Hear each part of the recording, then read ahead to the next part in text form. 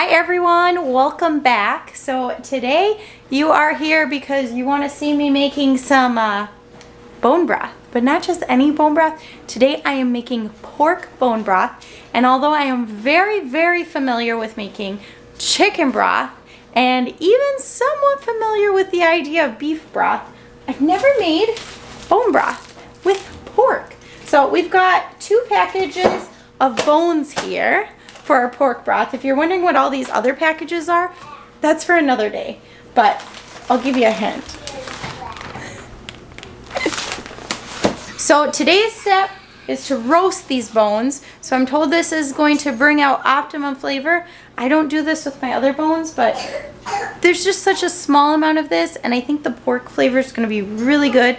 If I had some beans to can, you know I would try that with some of this pork broth. I just finished supper and I had the oven on. I need to turn it back on. But I'm thinking while the oven is warm is a great time to roast these bones a little bit. So I'm just gonna put them on a pan in the oven and go from there. Now, as you can see, these are still frozen. So I'm actually gonna just put them in the oven like this for a little bit. So I thought, and then I'll probably transfer them to 2 pans because it'll be enough once spread out for 2.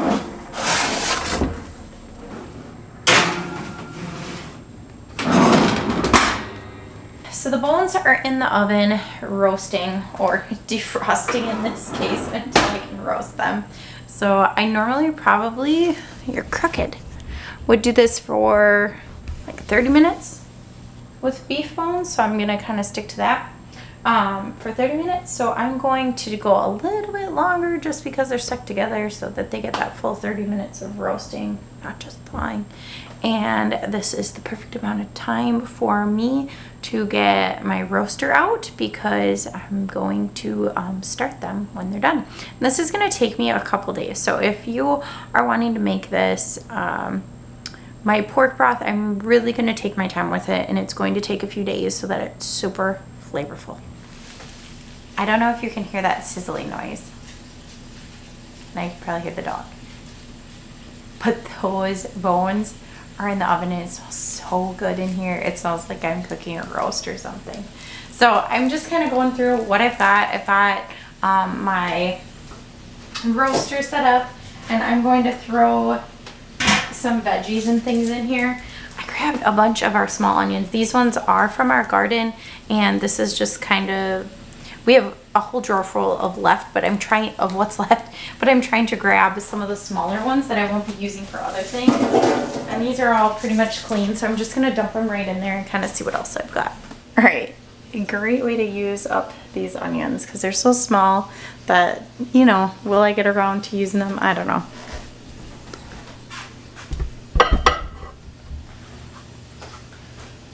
I've also got that bowl of the miscellaneous garlic. I haven't brought any garlic up from the basement yet because I've been trying to use this up. So I am going to break this apart because some of these do have dirt on the ends, but I'm going to just throw in the garlic, skins and all. I've got a lot of stem bulbs in here, so I think I might make sure all those make it in. The stem bulbs are these tiny little ones that grow on the stem of some of my garlic. I don't think I replanted this variety because although very tasty and blemish free, they're kind of a pain in the butt because they're so small. Let's see, that looks pretty good.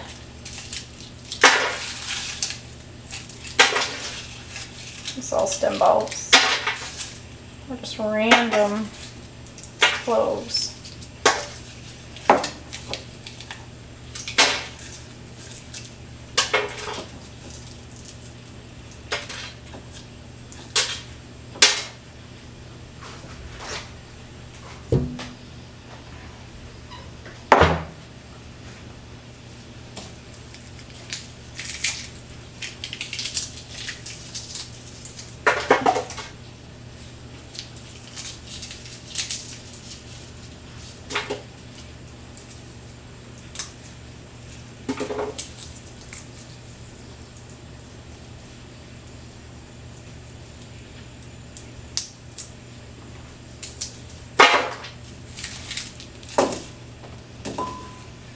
All right, as long as I don't overdo it with these, no worries about canning with this.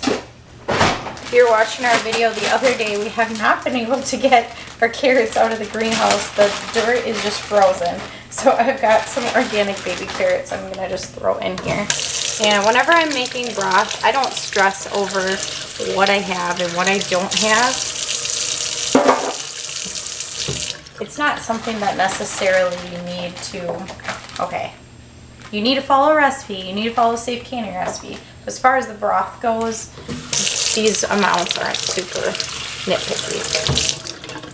All right, I've got some peppercorns.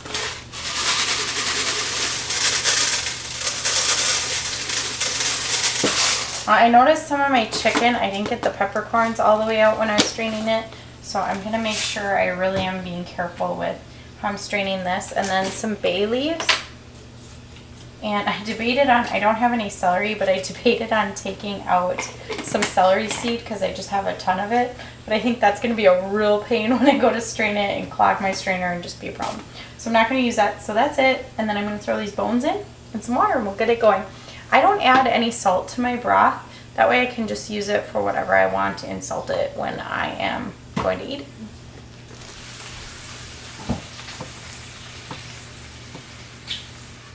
Alright, so I was aiming for 45 minutes since these were still stuck together a little bit when I started, but when all is said and done, they were in the oven about an hour. It is about 9:15 at night, and I am going to leave these cook on the lowest setting in here till at least tomorrow night this time. And then I'll check back with you then if I'm still awake tomorrow night at 9:15, probably. And I'll let you know how it's going. So before I start this, I need to add water. All right, I do use filtered water whenever I'm making broth that I'm going to be canning. If I'm not canning it, then I just use tap water. So I just make sure the bones are pretty much covered. Hi everyone, so it is the next day. It is not 9:15, it's about 7:30. And I don't know if you can tell a difference in this pork broth. You can definitely see a lot more of the fat and things on top. But the smell when I open it is so good. Like, I don't know if I can even explain the smell because it's kind of like a pork roast. I don't know. It just smells really good. So this has been cooking for almost 24 hours. I think I'm gonna leave it in a whole nother day. So I'll check back with you tomorrow night. Hi everyone. So it is the next day. It's been about a full 48 hours and I am shutting this broth off. It smells so good. It's so funny. This cover, when it's shut, I can't really smell it. So I guess that's a good thing for the roaster pan, but it smells so good. So I'm shutting it off and we are going to let it cool overnight in the fridge. So I got this pasta pot for Christmas and it has a deeper one for my pasta, but it also came with a strainer basket, and the usual filter strainer I use for my broth is dirty. So I am going to try using this. I know it's not going to filter everything out. It still has some holes, but I can refilter it later. So what I'm going to do is I'm going to filter it in here and then put this pot in my fridge because it fits better than this big roaster, and then I can get the roaster ready for lard one of these days. Now all these scraps are going to go to our chickens, whatever we don't eat out of here. I just would feel weird about giving it to our pigs, pork broth, but I am sure the chickens will love it.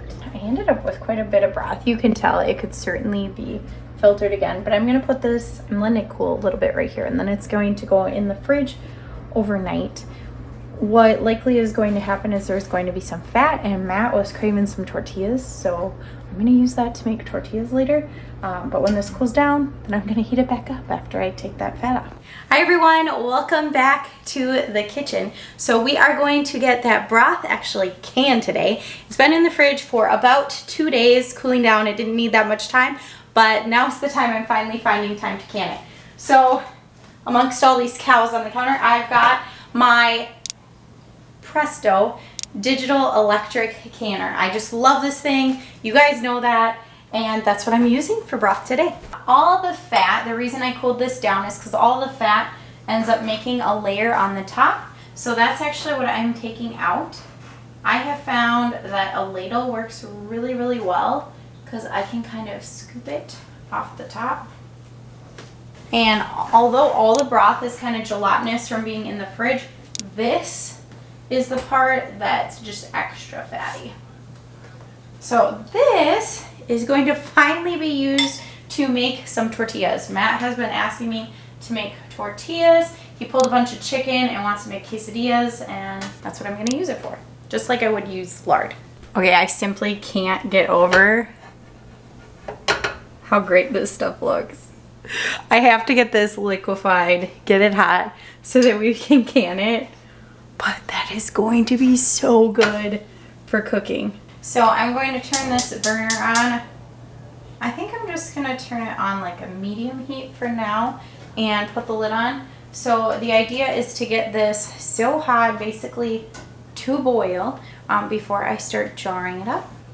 So the recipe I am using is from the National Center for Home Food Preservation. The recipe I am using is for meat stock or broth. If you go to their website, you can find this under the canning section and then under meat products under meat stock. So same as you would beef, I'm following basically those instructions. You guys know from watching the first part of this video that I roasted the bones a little bit, that I added some veggies and things to them, and then some water. So similar steps to this. Now I cooked mine much longer because I know that is not a safety concern. So if I ever have any confusion on if something's safe or not, I tend to just follow the recipe from here. So I am making quarts today, and these are 25 minutes in the pressure canner. So I am using the electric canner. I do feel safe about using this, but you do you in your kitchen. This is just how I do. Whenever I am pressure canning, I put 3 quarts of water in here, and you can see there's a little line right there. It is to that line, so I don't need to worry about measuring it if I go to that line. And that is for every time I pressure can.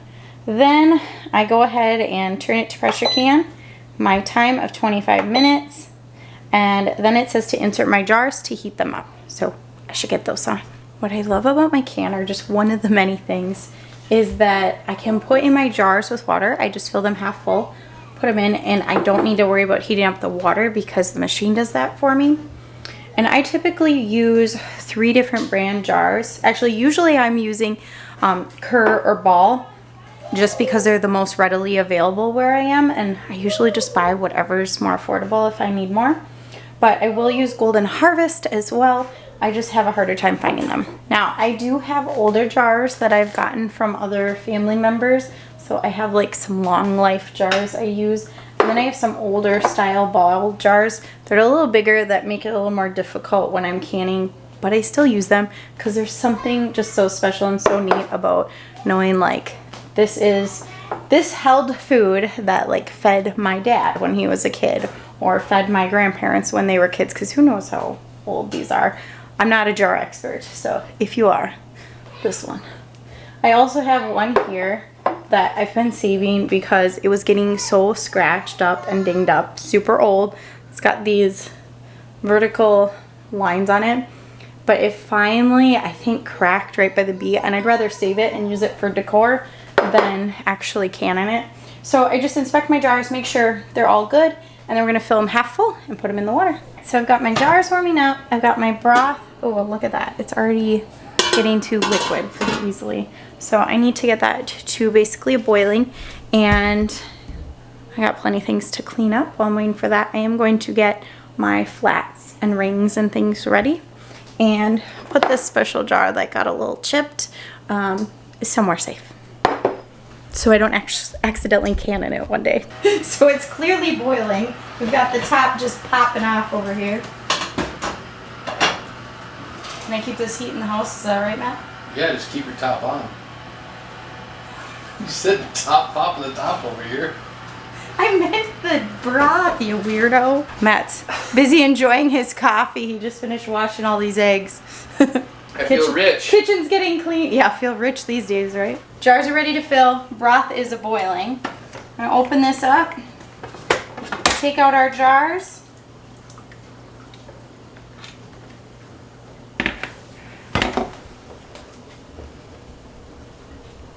And remember, this water, since we're pressure canning, is getting dumped. Unless you need, it's great for some hot soapy water if you need to wash some more jars or something, but I don't. The headspace on broth is 1 inch, so that is this bottom ring here.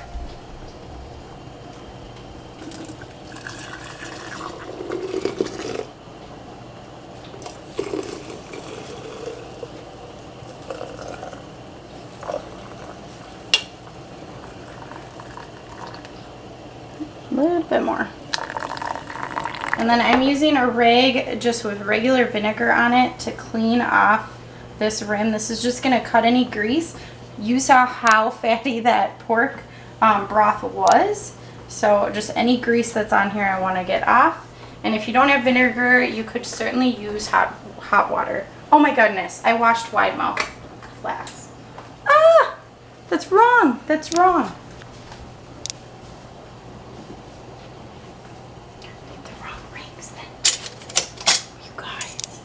Wrong lid. Different lid.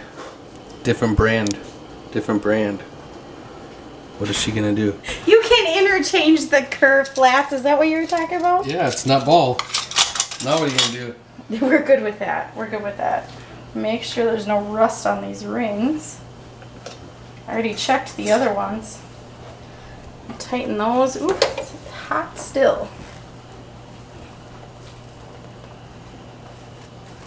I do tighten these quite tight for the electric canner. There's that big old pretty ball jar going in. I'm predicting you're gonna get three jars. 3? I was guessing 4, but I got 5 ready just in case.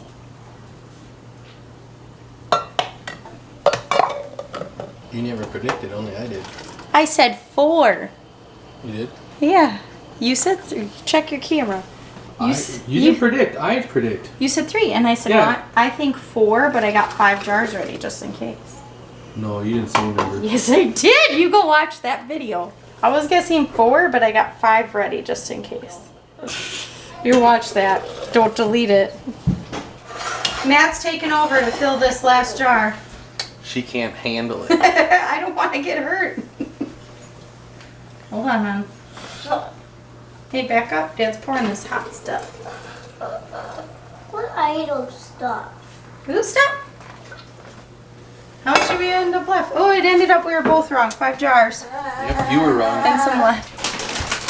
How's that make you feel? He goes over there. How's that make you feel? You're They wrong. were both wrong? Can you say you're wrong?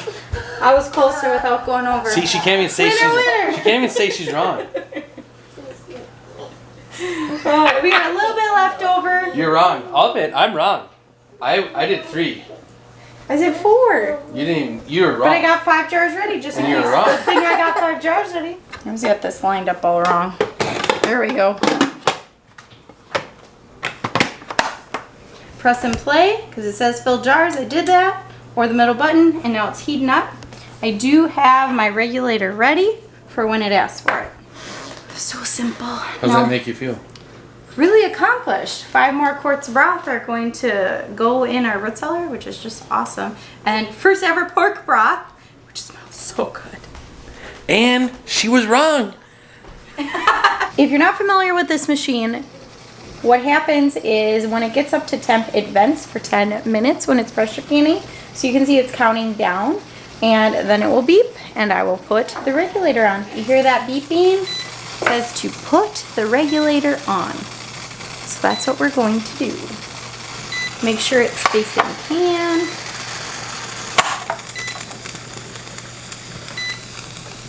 And play. Now you can see those 25 minutes are going to count. We are at the cool point. When it gets down to 10 minutes pops up to cool. So you know you have 10 minutes if you forgot to plan an area where your jars are going to go or something like that. Since I only have 5 jars today, I'm just putting them on a cutting board off to the side of the counter, and I think that'll be just fine. Beeped, it's done. Make sure a little safety valve went down, and then I can open it. I'm gonna use a hot pad just in case. And then if for some reason there was any pressure, it would come out here. So we wouldn't have to worry about this lid popping off because it's locked. Now I did hear some jiggling in here, so I'm a little nervous I have a broken jar. I think they're just moving around though. Looks good. Oh yeah. Look at that. It's so pretty. So we're gonna set these aside to cool down, and typically we'll leave these 12 to 24 hours. We're gonna space them out a little bit, leave them 12 to 24 hours, and then we'll check on this, take the rings off, check the seals, clean them up out really good, and label them. And then they're going down to the road cellar. Thanks for watching. Glad you got to see me again. Bye.